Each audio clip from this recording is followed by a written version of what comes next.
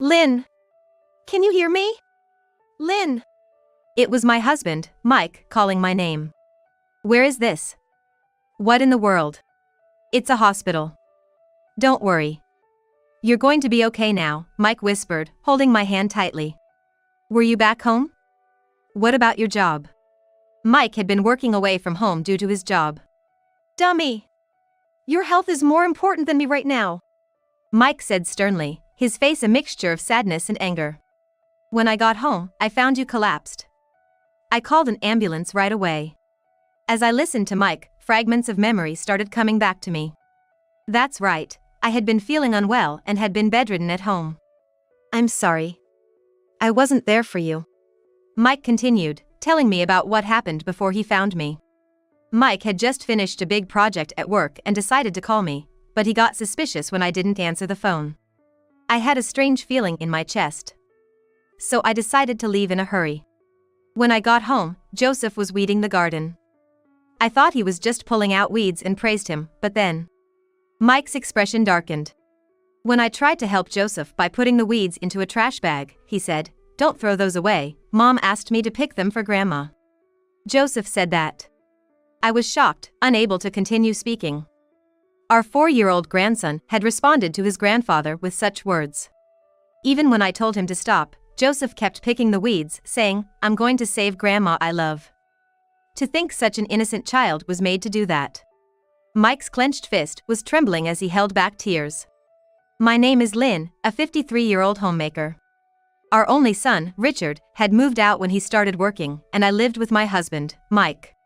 I missed Richard, but he made sure to call us once a week, which helped ease the loneliness a bit. A few years after he started working, Richard came home. He was with a woman his age, Anna. She greeted us and said, "I'm Anna. I'm dating Richard." Seeing Anna's graceful smile, I knew Richard had met a wonderful woman. A year later, they got married. Richard moved out of his apartment and into one right across from our house with Anna. Initially, Anna didn't talk much. Was she shy, or had she been told not to speak too freely as a daughter-in-law? Whenever she and Richard visited us, she would silently help with serving tea and cooking, rarely initiating conversation. "Anna, you're family now. Feel free to say whatever you want. Don't be so formal." "Thank you, Mom." Having no daughters of my own, I was delighted to have a daughter-in-law like Anna. Can you believe it? It's almost funny. That's so true. I might get a stomachache from laughing too hard. Oh, but we can't share this story with the men, can we? Then it's our little secret among women. By initiating conversations repeatedly, Anna gradually started to open up to me. The following year, Anna gave birth to Joseph, their first child.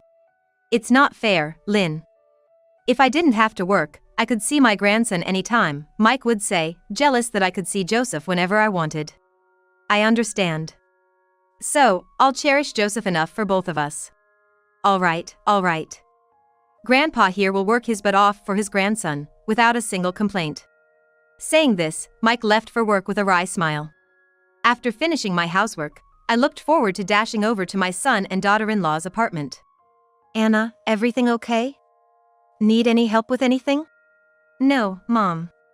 I'm really grateful for all the help you give me." Anna's parents lived far away and only called occasionally, so I hoped to alleviate some of her mental and physical burdens in their stead. A few years passed, and as Joseph started attending preschool, I found myself a bit bored without my grandson around. Maybe I should chat with Anna to kill some time?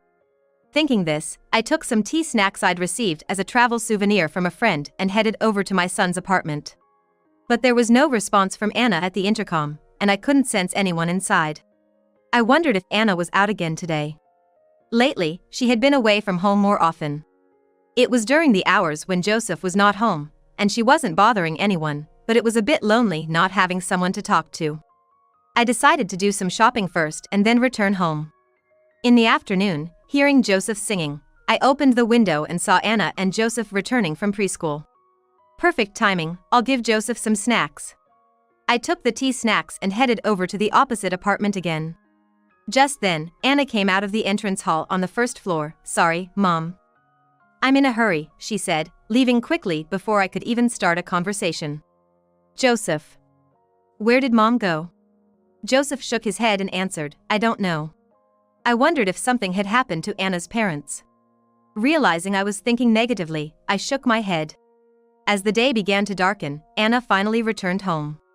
What's up, Mom? Seeing Anna act as if nothing happened, I let out a sigh of relief. It's nothing really. You just rushed out so suddenly, I got worried. I was invited out by an old school friend. Sorry about that. No, don't apologize. It was just me overthinking things. I laughed at my own needless worries. Not just that day, but Anna had started going out frequently almost every day.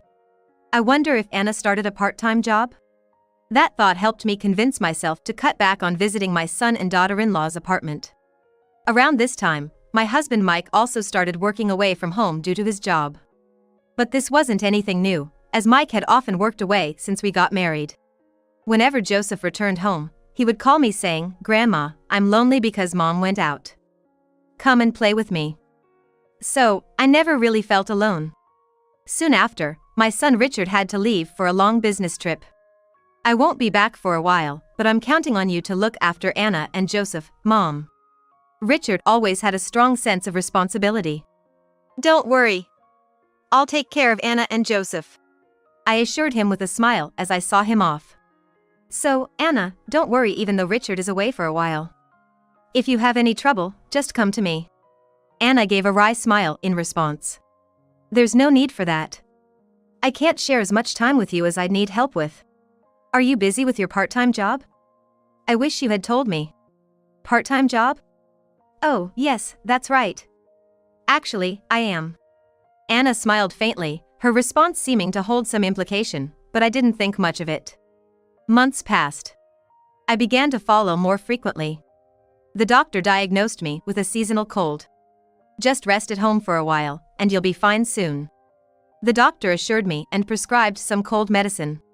The doctor said it would clear up quickly, but perhaps due to my age, recovery was slow.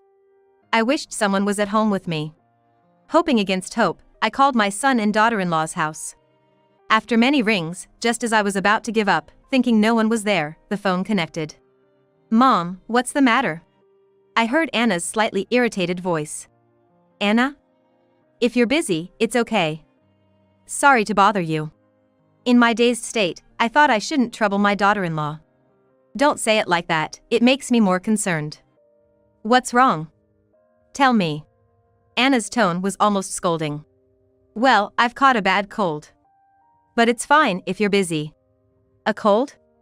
All right, leave it to me to take care of you, Mom. Are you sure? You seem busy with your part-time job. Didn't you ask for help? It's you who asked for help, not me. Anna raised her voice, sounding frustrated. Indeed, she was right. Asking for help and then saying don't worry about it was indeed making things more complicated. I'll do whatever I can for you. Thank you, Anna. It's comforting to have you here. About 30 minutes later, Anna came with the groceries and vitamin drinks I had requested. I really feel bad for you. You must be so busy. What are you saying now? When I hear that Mom has a cold, I'll rush over right away. It's only natural for a daughter-in-law. I'll make some chicken soup. Anna's reassuring words warmed my heart. While I was eating the steaming soup Anna had made, blowing on it to cool it down, she said, I'll step out for a bit. I'll be back soon, and hurried out. 2 or 3 hours later, Anna returned. I could smell a strong perfume on Anna, which made me feel a bit nauseous. It might be just my sense of smell being off due to the cold. Thinking this, I chose not to mention it to Anna. Despite a few days passing, my health didn't improve. In fact, I started to suffer from stomach aches and nausea more frequently each day. Mom, I thought you might get tired of the same soup every day. I've come up with a new menu. Please try this. Anna said, bringing a bowl of pale green soup. Anna helped me sit up in bed and brought a spoonful of the steaming soup to my mouth. However, I felt a surge from my stomach due to a strange, unfamiliar bitterness and grassy smell. Sorry, Anna. I appreciate you making this, but I just don't have an appetite right now. I'll eat it later. After saying that, I lay down again. Then Anna abruptly pulled off my blanket and said, don't talk like that, eat properly. It's bad for your health if you don't eat, and she forcefully spooned the soup into my mouth. Oh, it's hot. I grimaced as I received the intense heat in my unprotected mouth.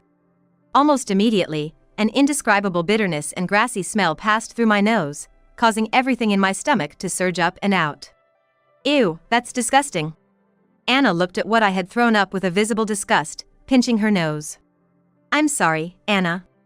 I apologized, feeling ashamed and sorry, but Anna, ruffling her hair, said, "Oh, come on," and scolded me like a child, "Clean it up yourself." Anna, what? I was taken aback by her attitude, so far from her usual gentle demeanor. Come on, hurry up and wipe it off. The smell is really strong. Ugh, I'm starting to feel nauseous. Her way of speaking had completely changed from before. After you've wiped that, eat all of this soup. And wash the dishes yourself. With that, Anna left the house. I feared she might never come back. I felt guilty for having upset the usually mild-mannered Anna by spitting out the soup she had kindly made. The next day, Anna came over, but she looked completely different from before, with no trace of the Anna I knew. Anna? What happened? That outfit. I was at a loss for words seeing Anna in flashy clothes and heavy makeup. It's none of your business. Anna replied indifferently and wouldn't listen to anything I said. Instead, she made the same grassy-smelling soup as the day before, and when I made a disgusted face, she said, "Come on, eat it all up, Auntie," and forced the porridge into my mouth. When I vomited due to the foul smell and unpleasant taste, Anna clicked her tongue and said, again, as she opened the room's glass door. The cold air rushed in, hitting my weakened body mercilessly. With a malicious grin, Anna said, "The house stinks because of what the old lady threw up. As punishment, I'm keeping this open all day," and left without closing the door. This continued daily, and instead of recovering, my health worsened day by day. The mental stress even caused my hair to fall out. I might be in real danger if this continues. Feeling a sense of crisis, I searched for my smartphone. I didn't care who, Mike or Richard, I just wanted to escape this situation. But my phone, which should have been by my pillow, was nowhere to be found. Had Anna taken it somewhere out of my reach, or hidden it? Cut off from the outside world, I couldn't muster the strength to move or speak. I was in such a state that I couldn't even ask for help from the neighbors. I couldn't even manage to go to the bathroom on my own, let alone get up. Despite noticing my suffering, Anna didn't offer a helping hand. Instead, in front of me, she would say things like, Ted? Sorry, I've got work now. Can you believe it? Some regular is insisting on seeing me. Does that old man even work during the day? Talking about things one normally wouldn't hear in everyday conversation. From Anna's talks, it became clear that she was secretly working at a so-called daytime club, keeping it hidden from us. Hey, treat me next time. I have to take care of this old lady, and it's seriously stressing me out. I need some comfort. Her voice, smooth as silk, gave me goosebumps of discomfort. Anna, what kind of person are you? Huh? What's it to you, old lady? No one's gonna come to help you anyway. You don't have long left, so just lie down and be quiet. Anna's words were callously thrown at me. My heart was filled with sadness and anger at Anna, who had stopped trying to hide her true nature. Someone, anyone, help me. I memorized the scene before me, hoping someone would come to my rescue. My consciousness began to fade. After that, it felt like I was in a bad dream. Anna's smirking face would appear, followed by intense stomach pains. How long had I been asleep? When I opened my eyes, I saw a blurry, white space. My mind went blank, staring at a point in front of me, but after a while, I realized I was looking at a ceiling. So, I was at home, sleeping? Anna had opened the door, letting in the cold air. But strangely, I didn't feel cold at all.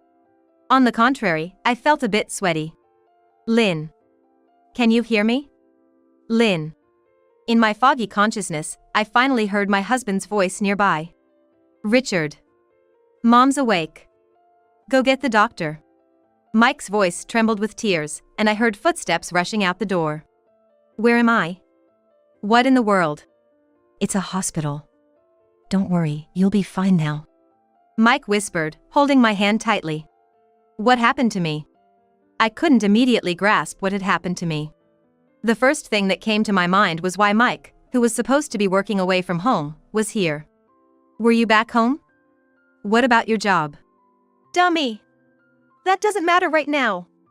What's important is your health, Mike said, showing a complex expression of sadness and anger. When I got home, I found you collapsed. So, I immediately called an ambulance. As I listened to Mike, fragments of memory began to return. That's right, I had been sick and bedridden at home. Right after that, I remembered Anna's smirking face. Anna. I tried to shout her name, but I couldn't make a sound properly because my body was so weak. I know, the doctors told me. They found an indigestible amount of grass in your stomach, some of it poisonous. Even in small amounts, it's dangerous to have so much inside you. So, that's why I wasn't getting any better. Doctors and nurses came to check on me. It's all right now, the doctor said with a relieved expression. Can you tell me what happened? I told him everything that led to me being brought here. So that's what happened. I never imagined Anna would do such a thing. I'm sorry. It's because I wasn't there for you. Me too, sorry. I never thought she'd go that far. Both Mike and Richard couldn't hide their shock. Thank you. I'm saved because you guys came. But what about your jobs? Don't make me say it again. Your health is more important right now. That's right, Mom. Then Mike told me everything that happened while I was unconscious. Mike had just finished an important job and tried calling me. But when I didn't answer, he got suspicious and contacted Richard. Richard, being busy at work, had asked Anna to check on me and call back with any updates. However, Mike wasn't convinced. I had a bad feeling, so I decided to return home. When I got home, I saw Joseph weeding the garden. I initially thought he was just pulling out weeds and praised him, but then Mike's expression darkened. I tried to help Joseph by putting the weeds he had collected into a bag, but then he said, "Don't throw those away, they're for Grandma." I was lost for words when I heard that. Joseph said that Anna instructed him to collect a lot of grass every day to improve your health, saying it was necessary to save you. Joseph did that? I was shocked and couldn't find the words to continue. I yelled at Joseph in the heat of the moment, "Why would you do such a stupid thing?" But I know it's not his fault. It was pointless to shout at him. Mike regretted having yelled at his innocent grandson emotionally. Joseph then cried even more and said, "I have to collect lots of this grass so my beloved Grandma gets better quickly." He continued even when I told him to stop. I immediately rushed into the house and found you collapsed on the floor, motionless. Mike then recalled the state of the room when he found me, grimacing. It was awful. The moment I opened the front door, a strong foul smell hit my nose, and I almost threw up. There was garbage everywhere, and flies were buzzing around. Moreover, despite it being the middle of winter, there was no heating on.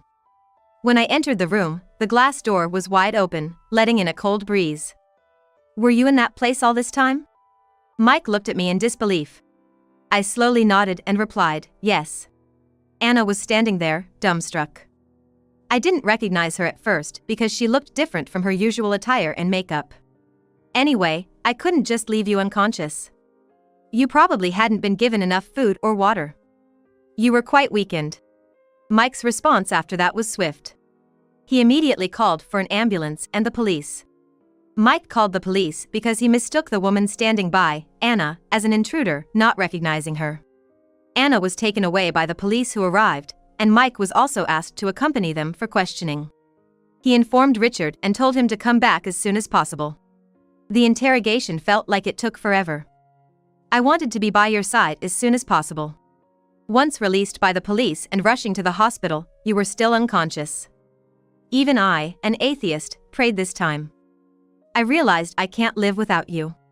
Later, Richard arrived at the hospital with Joseph. When I explained the situation to Richard, Joseph said, "The one who was taken away was my mom."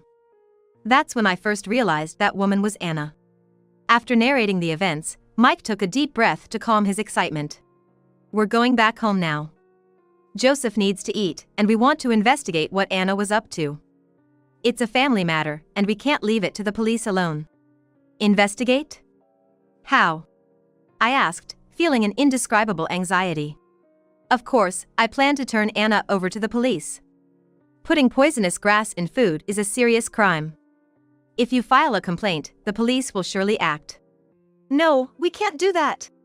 I hurriedly calmed my agitated husband. Why stop me? You're the victim. This isn't something we can handle alone. The police need to intervene and conduct a proper investigation. Even so, no. If we do that, the child, Joseph. Mentioning our grandson, even Mike was at a loss for words. Even though Joseph was unaware, he had been instructed by his mother to assist in a crime. Even if he doesn't understand now, eventually, when he grows up, he'll surely suffer. I couldn't bear to see Joseph tormented by guilt. So please, for his sake, let's not make a big deal out of this. If you say so. A week later, my health started to improve slightly. I was scheduled for another police interview. You're not filing a complaint, correct? However, as we suspect a crime, we will continue the investigation. But it's likely the prosecutor might not press charges. The detective seemed unenthusiastic but acknowledged my wishes. As the detective left, Anna's parents, living far away, entered my hospital room with a lawyer. I thought they were here to apologize on Anna's behalf. I'm sorry for what our daughter has done, but isn't the cause of this situation partly your fault? Anna's mother, Sophia, looked down at me coldly. What do you mean? I am the victim. When I protested and asked for clarification, Anna's father, Tom, also chimed in. Victim? Put your hand on your heart and think about it. Didn't this all start because you mentally cornered our daughter, Anna? Me, mentally corner Anna? Where did you get such an idea? I was speechless at the parents' claims. Anna has explained her motives. According to her, the cause lies in your mistreatment of her as your daughter-in-law. If that's true, we can't solely blame Anna for this. The accompanying lawyer stated matter-of-factly. What? What are you talking about? My wife is the victim here. Even the usually calm Mike was indignant. Initially, it was a mistake for her to marry your son, Richard. He doesn't work but always goes out and has a terrible spending habit, as we heard from Anna. Sophia glared at me and my husband with lifted eyebrows. Anna said that? This is completely new to us. Anna doesn't lie. As proof, she borrowed money from us every month. She was so desperate for living expenses that she couldn't even feed Joseph, crying about it. Sophia was furious, but I felt more composed, considering my options. If that's the approach you're taking, then I have my own thoughts on the matter. I decided to remain silent until they left, as I didn't want to argue in the hospital room. Another week passed. Congratulations, Mom. You'll be discharged soon. Richard said, and Joseph, who was beside him, started to cry. Grandma, I'm sorry. I wanted you to get better quickly, so I did as Mom said and collected lots of grass. I'm sorry for doing something bad to you. Joseph, you did nothing wrong. You were thinking of Grandma, right? Then smile. Grandma gets more energy seeing you smile than seeing you cry. I sat up and hugged Joseph tightly as he sobbed. Joseph still didn't fully understand what he had done. But one day he would realize it. I decided to be there for him and protect his heart when that day comes. By the way, Mom, I had a private investigator look into Anna, as you asked. Richard said, looking downcast. The report revealed that Anna had secretly accumulated a large debt. And she was working in the nightlife industry to pay it off. It also uncovered her relationships with several men. I took the report to the lawyer. I've decided to divorce her. Hearing this, I could only nod in agreement. That's unavoidable. The next day, Anna's parents appeared again. Lynn, we don't know how to apologize for this. With those words, they suddenly knelt before me. After all the lies were exposed, and there was no escape, Anna confessed everything to her parents and lawyer.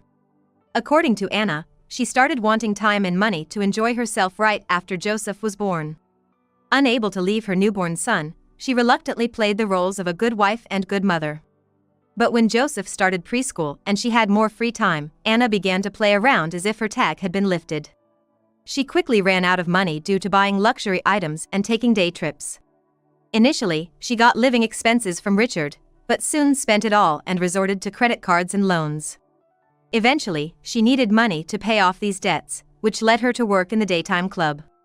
There, Anna found a new source of joy. Male customers saw her not as a mother but as a woman, giving her the release she craved from the responsibilities of motherhood. Driven by the desire to escape, even if just for a moment, Anna started having relationships with multiple men. Then Richard had to leave for a long business trip. Anna saw this as the perfect opportunity, leaving Joseph with me to spend her days with men and eagerly working at the club at night. However, when I fell ill, her plans fell apart. Just when she thought she was free from childcare and had some freedom, she had to take care of me, and this stress eventually turned into anger towards me. If I was such a bother, she shouldn't have offered to take care of me. It was Anna who insisted on doing it. I wondered about this. Then, her father, Tom, reluctantly echoed Anna's words. She said she had to at least pretend to take care of you, otherwise she feared being labeled as a bad daughter-in-law later. Lynn, I deeply apologize for our daughter's unforgivable actions and for believing her side of the story and blaming you unjustly. Sophia apologized again. The police investigation continued, but no arrest was made since I didn't file a complaint. Following the revelation of Anna's infidelity, Richard decided to divorce her. They settled on Richard not taking responsibility for Anna's debts in exchange for not receiving child support and alimony. The total amount of alimony increased significantly when multiple affairs were discovered through the private investigator's report. 1 month after the incident, I finally returned home fully recovered. Mike, taking the incident to heart, said, "I won't make you feel lonely ever again," and retired early from his job. Maybe we can tend a garden together, live a peaceful life. That wouldn't be bad at all. Mike became more proactive in helping around the house. Grandma, I'm here. I'll be staying with you from today, Joseph exclaimed, arriving with his backpack, hand in hand with Richard. Well done. I'm looking forward to living together. Richard and Joseph moved in, and our home became livelier than ever. Grandma, let's play together. Yes, what shall we do today? Holding my energetic grandson's hand, I felt an immense joy.